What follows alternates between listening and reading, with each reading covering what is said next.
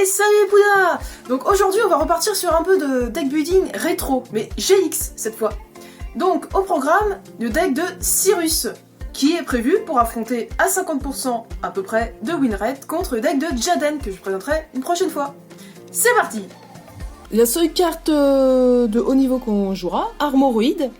Si cette carte est invoquée par sacrifice en sacrifiant minimum un monstre roïde, bannissez toutes les magies pièges sur le terrain. Elle est quand même assez intéressante, c'est pour ça qu'on va la jouer. Mais elle nécessite 2 sacrifices, alors bon, c'est pas évident non plus en rétro. D'où le fait qu'on ne la jouera qu'en x1. Steamroid. Si cette carte attaque un monstre adversaire, elle gagne 500 d'attaque durant un dommage step. Donc elle passe quand même à 2300, d'où le fait qu'on la joue. Et par contre, si elle est attaquée par un monstre adversaire, elle perd 500 d'attaque durant un dommage step. Donc elle passe à 1300. Donc ça c'est moche, mais bon. Les petits rajouts, Reflect Bounder. Avant le calcul des dommages, si elle est attaquée par un monstre adversaire, et que Reflect Bounder est en position d'attaque, on inflige des dommages à l'adversaire égaux à l'attaque du monstre attaquant. Par contre, si on le fait après le calcul des dommages, on détruit cette carte. Elle est quand même pas mal parce que mine de rien, on va pas mal attaquer les points de vie de l'adversaire, hein, avec du burn et tout. Et bon, et puis ça fait chier l'adversaire quand même. S'il attaque avec un monstre à 2005, il va se faire burn de 2005. C'est une petite croquette. Driroid, la meilleure carte de Cyrus, ou presque. Avant le calcul des dommages, si elle attaque un monstre en position de défense, on détruit les monstres. Et en vrai, c'est fort en rétro, donc on va jouer en x3. Autre petite croquette, il y a Sphère Explosive. Donc si elle était en position de défense face verso et qu'elle a été attaquée par un monstre de l'adversaire, on va l'équiper au monstre.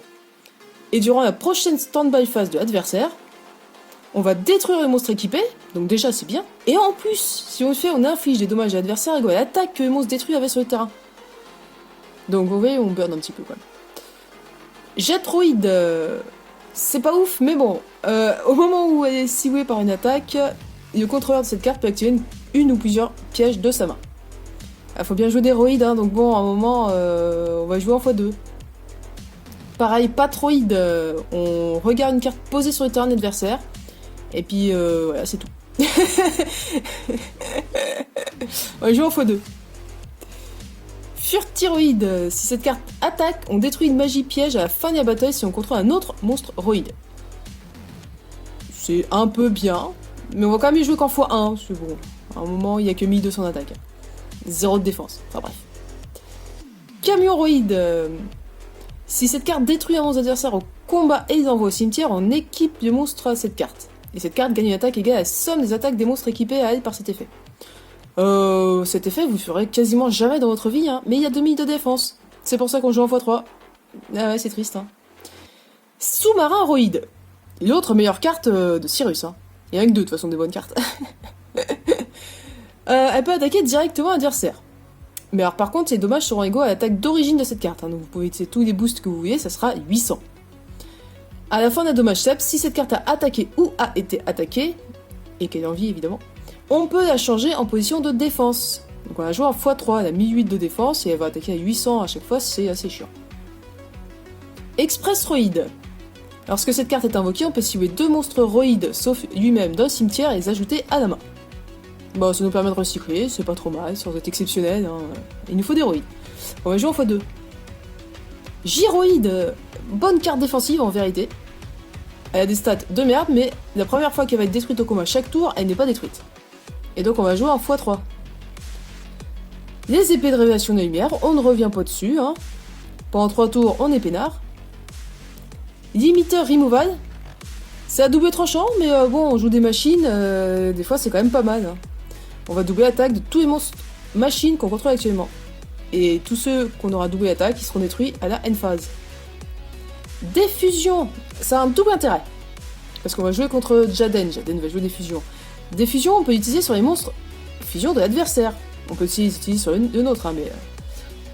Pour ceux qui ne connaissent pas, on cible un monstre fusion sur le terrain, on le renvoie à l'extra deck, et si tous les matos qui ont été... On renvoie la cible à l'extra deck, puis si tous les matériels fusion qui ont été utilisés pour son invocation fusion sont dans notre cimetière, on peut tous les invoquer spécialement. Donc ça c'est pour nous, pour faire beaucoup de dommages d'un coup, mais on peut juste s'en servir pour renvoyer à l'extra deck un monstre fusion de l'adversaire. Fusion du futur. Très forte en vrai comme carte. Au début j'ai mis x3, ça booste un peu trop le deck en x3. Donc j'ai remis en x2. Durant la première stand-by phase, après activation, on va montrer un monstre fusion depuis notre extra deck et envoyer les matériels depuis le deck directement au cimetière. Donc lui, avec ça, on peut faire n'importe lequel de nos fusions. Là on envoie Steamroid, Riroid, Sous-marin. Carte chiante quoi. Alors il se passe toujours rien à la première stand-by, il faut attendre la deuxième stand-by phase pour l'invoquer par fusion du monstre. Par contre, si jamais Fusion du futur quitte ce terrain, on détruit la cible. Et oui, donc ça c'est un peu chiant, mais bon en même temps. Projection gravitationnelle, un petit rajout histoire de booster un petit peu les machines, des fois ça peut être utile, mais vous pouvez tout à fait la changer par autre chose. Donc une fois par tour, on peut faire gagner définitivement 400 d'attaque à un monstre machine. Enfin, un monstre équipé. Et ce gain reste même si la carte s'en va. Hein. D'autres effets qui peut être pas mal, mais bon... Si combat un monstre de l'adversaire durant un battle phase uniquement, l'effet du monstre est annulé. Voilà. Bye bye les dégâts. Durant un calcul des dommages, si notre monstre est attaqué, notre monstre combattant ne peut pas être détruit par ce combat. Et aussi, si on reçoit des dommages de combat, notre adversaire reçoit des dommages d'effet égaux au double du montant. Ouais, on continue à burn un petit peu. Hein.